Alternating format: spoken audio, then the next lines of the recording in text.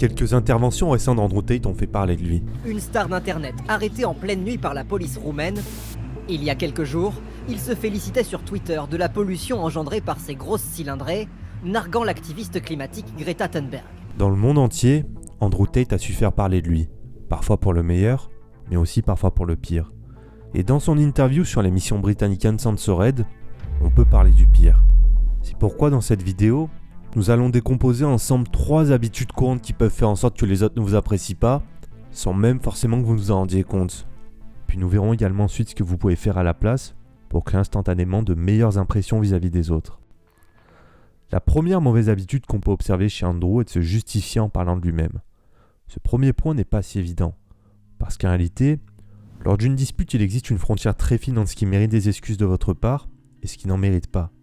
Et bien sûr, je ne vous recommanderai jamais de vous excuser lorsque vous serez certain de ne pas être en tort. Mais il reste tout de même important de savoir aussi reconnaître les signaux qui pourraient montrer que vous refusez de vous excuser simplement pour protéger votre ego. Par exemple, un de ces signaux pourrait être lorsque vous vous sentez obligé de parler de vous-même au cours d'une dispute.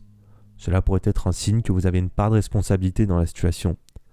Et observez justement la réponse que va apporter Andrew pour se défendre lorsque Piers Morgan va lui montrer que son comportement pourrait avoir une mauvaise influence. And I think that's a dangerous mindset, Andrew. That's fine. And that's where you don't have a responsible view of your influence over people. Disagree. It's very responsible because I'm saving people's lives. If men grow up to be like me, you're going to have a whole bunch of people with no criminal record, dedicated athletes, who protect and provide for the people close to them. En réalité, chercher à se défendre en parlant de vous-même ne résoudra jamais le conflit. Et même bien au contraire, cela pourrait l'aggraver. C'est pourquoi, la prochaine fois que vous ressentirez le besoin de vous défendre lorsque quelque chose vous sera reproché, prenez le temps de respirer et d'évaluer ce que vous voulez dire. Si la première chose à laquelle vous pensez est de vous justifier en parlant de vous-même, il est probable que vous ayez une part de responsabilité dans la situation.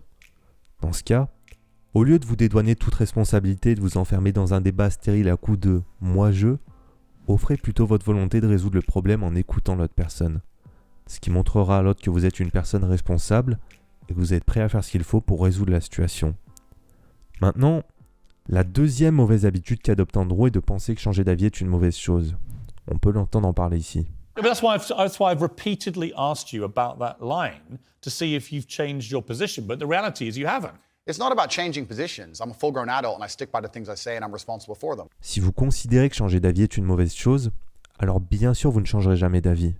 Ou même quand vous le ferez, vous ferez ce que fait Andrew en essayant de faire en sorte que toutes les choses que vous avez dites précédemment correspondent à vos nouvelles croyances.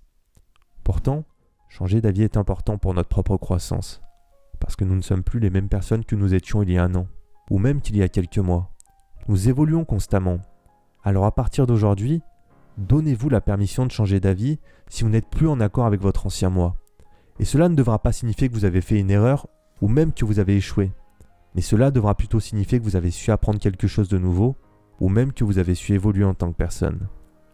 Maintenant, la dernière habitude de cette vidéo qu'on peut remarquer chez Andrew est de soupçonner des intentions négatives lors de situations ambiguës. Il est normal de vouloir poser ses limites aux autres. Et vous connaissez d'ailleurs peut-être cette situation où vous parlez avec quelqu'un, quand soudain, cette personne dit quelque chose qui vous fait tiquer. Vous vous demandez alors, est-ce que cette personne vient vraiment de me manquer de respect ? C'est là que certaines personnes commettent une erreur. Elles supposent immédiatement qu'il y a une intention négative derrière les paroles de l'autre et réagissent alors de manière disproportionnée. En voici un exemple avec Andrew. And I started listening to you and I realized that that's not the case and I can fix my own life and you're the only person who has If you- ever helped me. Oh, Andrew. Thousands of people have emailed Andrew, me if that you exact think- email. I completely agree. Okay, well, and there I'm you go not then. calling you anything. I'm asking you what you personally believe you are. En réalité, c'est souvent cette hypothèse d'une intention négative qui mène à ce type de réaction excessive. C'est pourquoi il sera bien souvent préférable de partir du principe que l'autre personne est bienveillante jusqu'à ce qu'elle vous prouve explicitement le contraire. Si vous pensez que l'autre personne s'est montrée impolie envers vous, alors vous pouvez commencer par donner un premier avertissement en douceur, en utilisant un ton amical, afin de dissuader cette personne de continuer sur cette voie. Ce qui vous permettra ensuite essentiellement de pouvoir revenir plus facilement à une conversation agréable, sans pour autant ressentir cette atmosphère de tension. Les gens apprécient être en compagnie de personnes bienveillantes et positives. C'est pourquoi, si vous êtes constamment sur la défensive, les gens n'apprécieront pas votre compagnie, sans même forcément que vous ne vous en rendiez compte.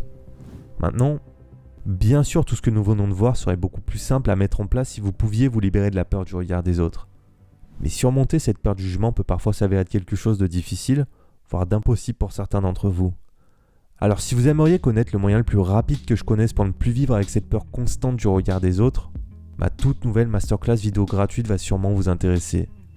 Dans cette masterclass, vous allez apprendre comment enfin vous débarrasser de la peur du regard des autres, même si vous manquez cruellement de confiance en vous. On va analyser ensemble d'où viennent les blocages qui alimentent cette peur, afin de libérer votre plein potentiel et de faire ressortir cette personne forte qui sommeille en vous.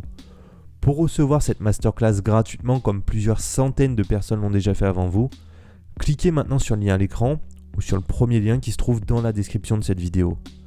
Quoi qu'il en soit, j'espère vraiment que cette vidéo vous a plu. Si c'est le cas, vous pouvez me le faire savoir très simplement en me laissant un petit pouce bleu. Et si vous pensez avoir appris quelque chose d'utile et que vous voulez être certain de ne manquer aucune des prochaines vidéos qui arrivent sur la chaîne, abonnez-vous dès maintenant.